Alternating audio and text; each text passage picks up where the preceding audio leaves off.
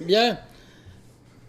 Donc, pour nos explications, je vais reprendre ici ma connexion. Donc, je me connecte en système manager. Je suis comme ça administrateur, puisque l'administrateur, il a le droit de voir plus de choses que l'utilisateur, par exemple.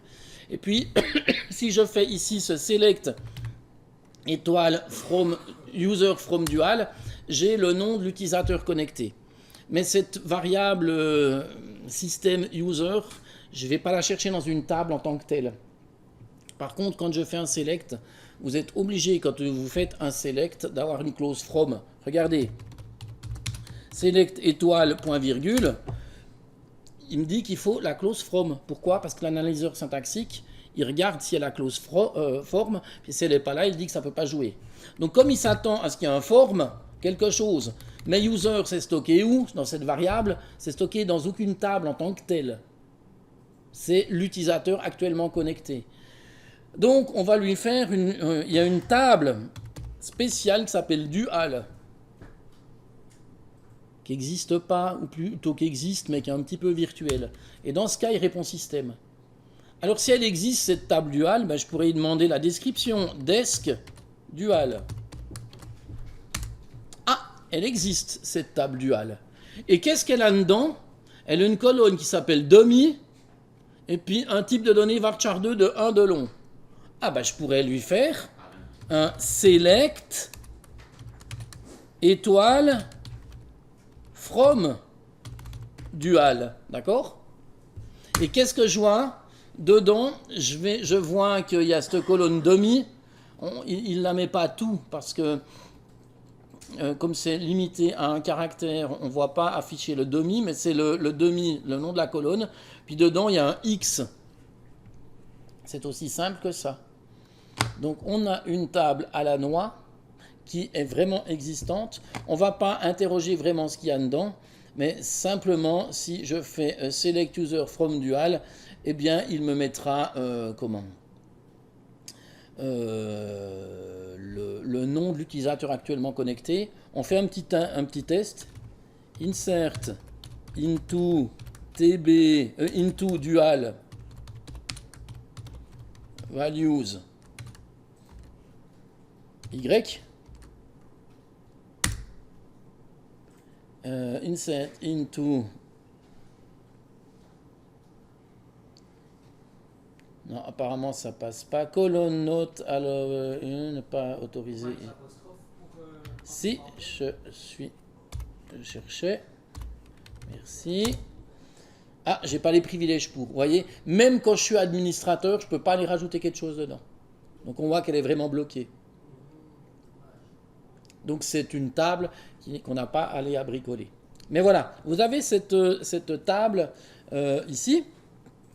Et puis, oui. Petite question, si vous faites select user from cat et pas from dual, il apparaît système 124 fois. Select user, oui, from cat, il l'accepte.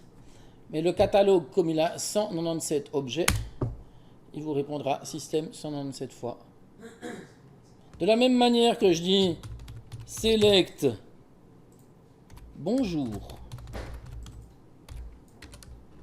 from cat, comme il y a 195 lignes, il me mettra 195 fois bonjour.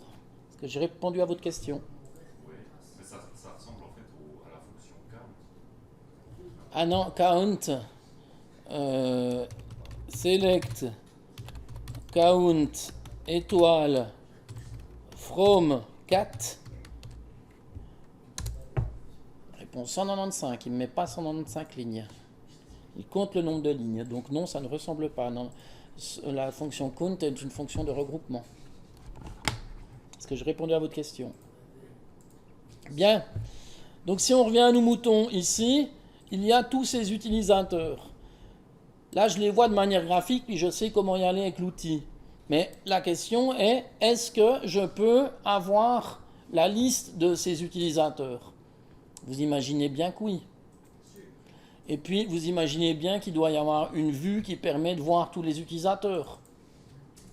Eh bien, la question est, quelle est cette vue? Je vous laisse 5 minutes pour la chercher sur Internet. Vous allez la trouver bien plus rapidement que ça, j'imagine.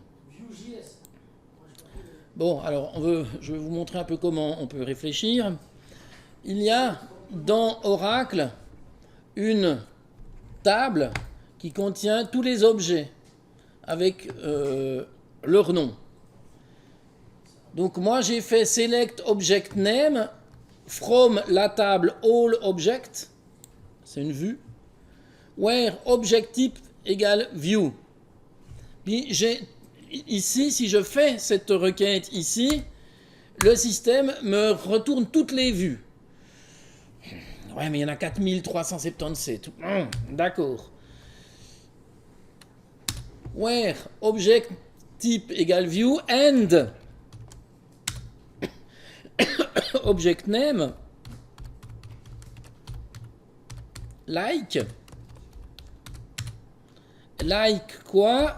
Like quelque chose. Si je mets le pourcent maintenant ici, il va me ressortir les 4377 de nouveau. Parce que le pourcent, ça remplace n'importe quelle série de caractères. Donc je vais mettre 1%, puis je vais y coller un user dedans.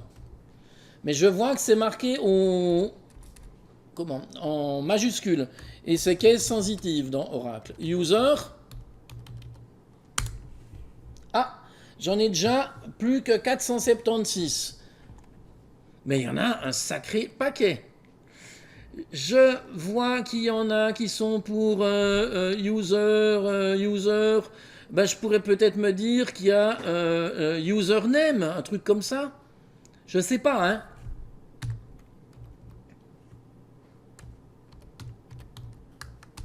Peut-être. Parce que le pourcent, c'est le caractère qui remplace toute une ligne.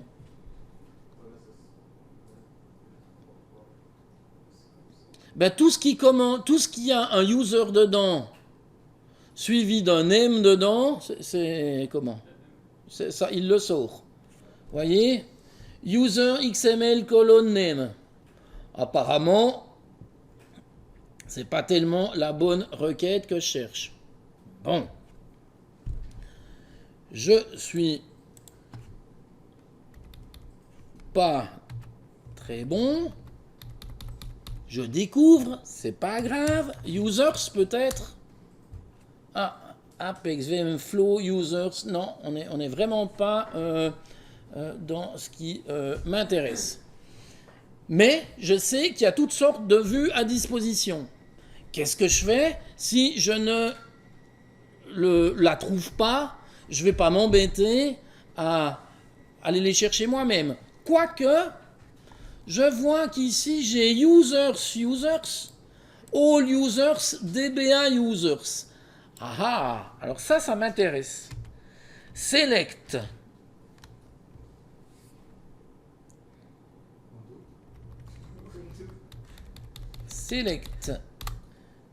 Étoile. From.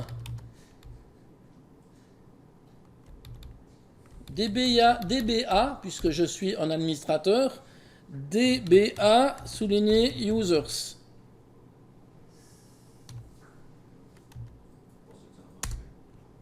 Ah, je suis pas mal. 32 utilisateurs. Ils ont un username.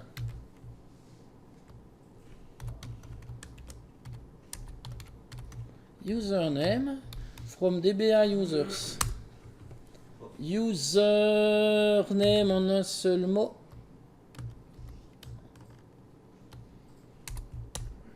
Ah, voici tous mes utilisateurs.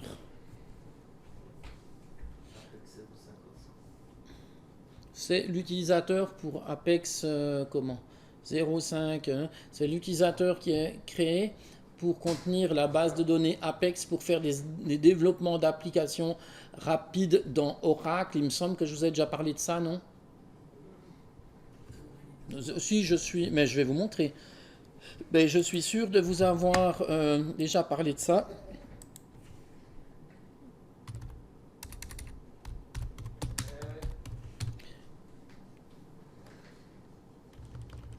Si vous venez ici, vous pouvez... Ah, mais...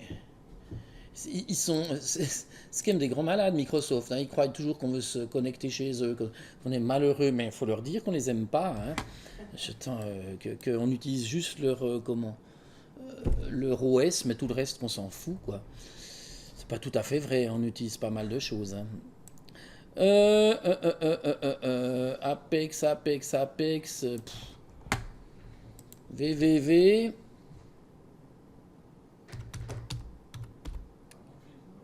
Apex, je sais pas, je ne sais plus, il faudrait que je trouve le... mais vous avez un URL ici,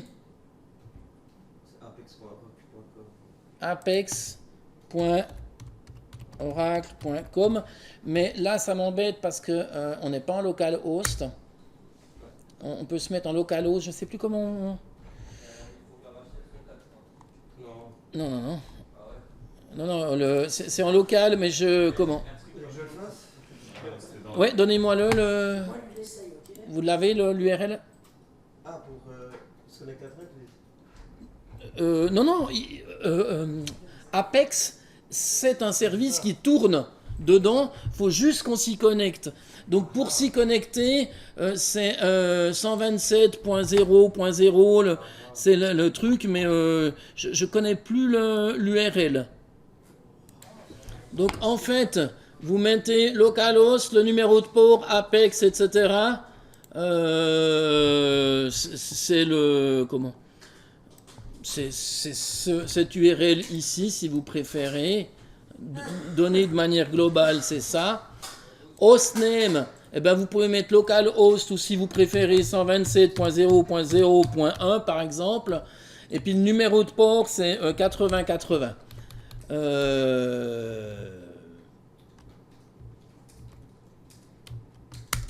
Qu'est-ce que c'est que ça? C'est pas le... Pardon. J'ai pris le mauvais URL, je suis désolé. Annuler. Voilà.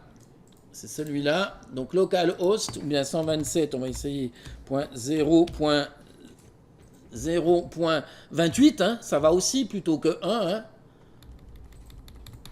Et 8080.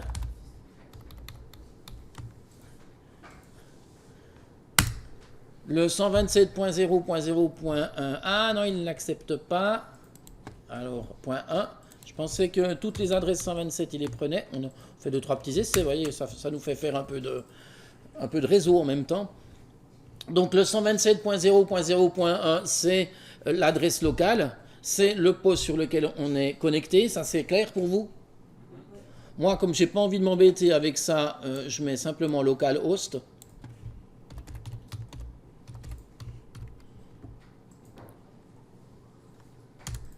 C'est clair pour vous aussi, ça? Et en fait, vous entrez dans ce système Apex. Et dans ce système Apex, il y a une base de données derrière, puis elle appartient à cet utilisateur Apex, machin, qu'on a vu. Ok? Ça, c'est une petite parenthèse. Et ici, on voit qu'il est là, cet utilisateur. Mais on voit qu'il y a tous ces utilisateurs ici. Et en fait, quand vous venez dans le système, on les voit, tous ces utilisateurs ici. Alors, vous voyez l'avantage d'avoir le SQL développeur, c'est que je n'ai pas besoin, moi, de connaître toutes ces requêtes, puisque le logiciel les connaît. Donc, je fais abstraction de ça. Mais derrière, ici, dans autre utilisateur, qu'est-ce qu'on a chargé? Le résultat d'une vue qui est préparée dans Oracle, et qu'on peut nous aussi utiliser en tant qu'utilisateur si on fait un programme. Donc toutes les informations que vous voyez ici, ce ne sont rien d'autre que le résultat des vues. Les seules informations qui ne viennent pas directement des vues, mais qui viennent des tables utilisateurs, c'est ça. Si je viens dans la table, alors je vais me connecter peut-être en... Comment? Là, je me déconnecte ici de système. Si je viens dans élèves, par exemple, alors je ne sais pas si j'ai des tables dedans, on verra. Voilà, j'ai une table personne. la structure de la table personne, ceci c'est chargé, c'est stocké dans le dictionnaire, ça vous comprenez? Par contre, les données ici, elles ne sont pas stockées dans le dictionnaire, elles sont stockées dans le fichier des données de la base élève. Ça, vous comprenez?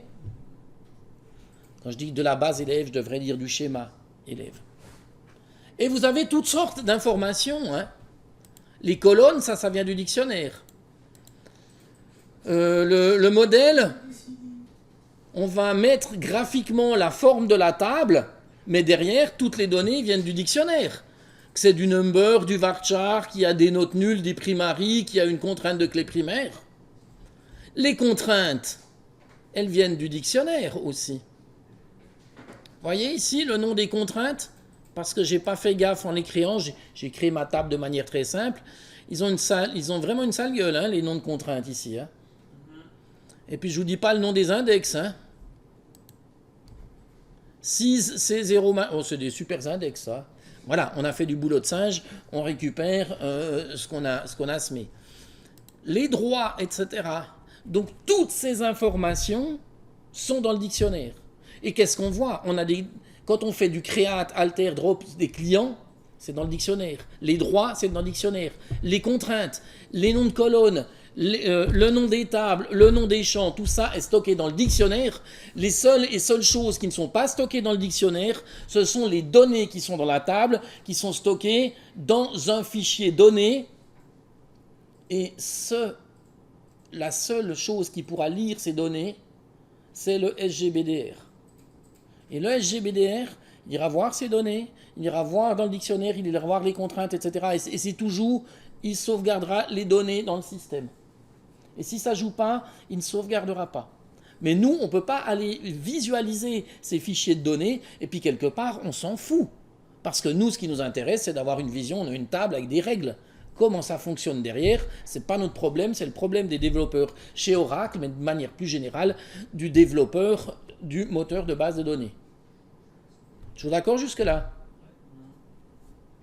Par contre, il y a un petit truc, moi, que je souhaite vous montrer. C'est que, ici, vous avez une vue DBA qui est disponible. On peut visualiser la base de données en tant qu'administrateur, et c'est pratique. Donc, pour faire ça, il vous faut venir par ici, voilà, sur ce truc DBA ici, et vous allez activer ceci, et vous ferez une connexion en système. Et en faisant cette connexion en système, vous pourrez aller voir la sécurité. Et en voyant la sécurité, vous aurez accès au rôle. Vous vous souvenez, on a géré des droits par ligne à travers des rôles. Vous vous souvenez, le rôle direction, secrétariat, etc. Eh bien ça, on n'arrive pas à les voir directement dans la base de données ou quand on est connecté en élève. Donc il faut se connecter ici. Et puis là, on viendra voir tous les rôles. Par exemple, le rôle connect, le voilà. Quels sont les privilèges qui sont au rôle connect? Eh bien, je vous avais dit, c'était le create session. Voilà. Mais si je prends un rôle un peu plus, un petit peu plus important, on avait le rôle ressources. C'était celui qu'on donnait aux utilisateurs, aux développeurs. Si je prends le rôle ressources, privilège système, il a le droit de créer des clusters, des index, des opérateurs, procédures, séquences, tables, triggers, etc. Il n'a pas le droit de créer des vues. Eh bien, je pourrais ici, j'imagine, venir dire que j'ajoute une vue, etc., etc. Vous vous souvenez de l'admin option? Qu'est-ce que c'était quand on disait with admin option? C'était pour vous donner les mêmes droits que l'administrateur. Non. C'est un truc comme ça, non? Non. Celui qui reçoit un droit avec la clause with admin option peut ensuite lui-même administrer ce droit, c'est-à-dire le transmettre à d'autres. Ça devient un peu un administrateur dans le sens où il a le même pouvoir de donation. Sur un point. Sur le rôle ou le droit, c'est tout. Où est-ce qu'on aura attribué avant de mettre with admin? Alors oui, mais il faut être précis dans la réponse au travail écrit. Sur ce privilège que je reçois, Si je le reçois with admin option, j'en deviens administrateur aussi. Mais je ne suis pas administrateur de la base de données. C'est pas la même chose. Hein. On n'a pas tous les droits alors. Non, on n'a les droits que sur le droit qu'on nous a attribué. Quand vous disiez grant, connect, to élève, si vous précisez with admin option, ça voulait dire que élève, s'il avait un utilisateur quelconque, il pouvait lui transmettre le droit de se connecter. Ok, On délègue. ça marche. On peut même déléguer en disant with admin option, mais au cas où je peux tout retirer. Ça veut dire quoi? Ça veut dire que celui qui est tout en haut du droit, quand il le donne la première fois, s'il dit maintenant je le retire, ça le retire en cascade à tout le monde. On n'a pas vu ça, mais ça existe. Donc toutes ces informations, tout ceci, ça se trouve dans la base de données, dans des vues. Et ces vues, eh bien, on va faire l'exercice. Moi, j'aimerais bien la requête qui me donne tous les rôles qu'il y a dans la base de données. OK? Vous me trouvez cette requête? Je ne vous demande pas de la connaître par cœur. Je vous dis pour trouver tous les rôles. Tous les rôles qui ont été créés dans la base de données. Donc si je veux tous les rôles, il faudra plutôt que je me connecte que ma requête soit basée sur les vues qui s'appellent des vues peut-être DBA quelque chose, DBA rôle. On y reviendra, hein. Il y en a 4 types de ces vues. Je vous laisse faire la recherche.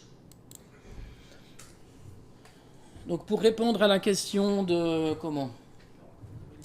Mélissa, lorsque j'ai fait cette requête ici, cette requête, elle va chercher dans Object Name les noms des objets dans une vue qui contient tous les objets. Des tables, des procédures, des vues, tout ce qu'il y a. Et puis, j'ai trié, j'ai dit, tu me mets juste les objets qui sont de type vue, et puis les objets de type vue qui ont dans leur nom quelque chose avec un user puis un name. D'accord? Et quand je fais ça, j'obtiens ces 17 lignes ici. Et j'ai quand même plus filtré, parce que 17, je peux encore les lire. 4000 et quelques avant, c'était un peu compliqué. Non, c'est pas justement les deux dernières là, du coup. De quoi? Les 17 en haut, c'est juste quand on met user, mais username, du coup, c'est que les deux dernières. Oui, parce que au début, j'avais cherché avec username, et puis je me suis rendu compte que username, c'était trop vague, et ensuite j'ai mis effectivement users.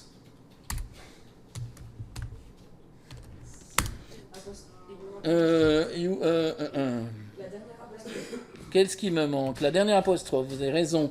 Il faut mettre un S majuscule, hein, sinon ça passe pas.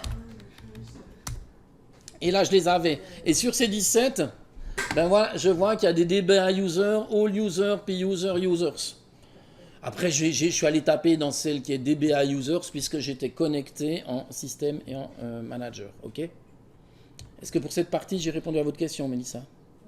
Maintenant, pour la question d'avant, qui consistait à trouver quoi? Rappelez-le-moi. Les rôles. Est-ce que quelqu'un a trouvé? Moi j'ai trouvé un truc, mais c'est pas une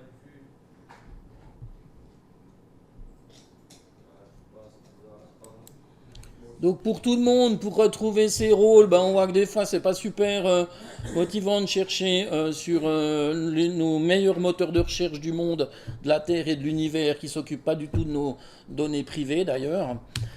Donc ici j'ai fait un select object name for all object where object type égale vue. Donc je suis allé chercher toutes les vues et puis j'y ai dit que dans le nom de la vue, eh bien il faudrait qu'il y ait le nom rôle dedans. Et puis ceci, ça me retourne déjà 24 vues qui ont rôle dedans. Et finalement, quand on les parcourt, ces 24, DBA, rôle, etc., je vois que user rôle, DBA rôle privilégié. Et puis je vois qu'il y a DBA rôle ici. Et ben, si j'applique ce select étoile from DBA role, DBA role ici, j'obtiens la liste de tous ces rôles, utilisateurs, expédition, achat, marketing, rhétorique, etc., etc. On voit que ici, c'est des rôles qui ont été rajoutés. On ne voit pas le rôle connect, ressources, etc. Donc il y a sûrement une autre vue qui permet de les visualiser. Mais voilà, vous avez compris le principe de fonctionnement, du moins je l'espère.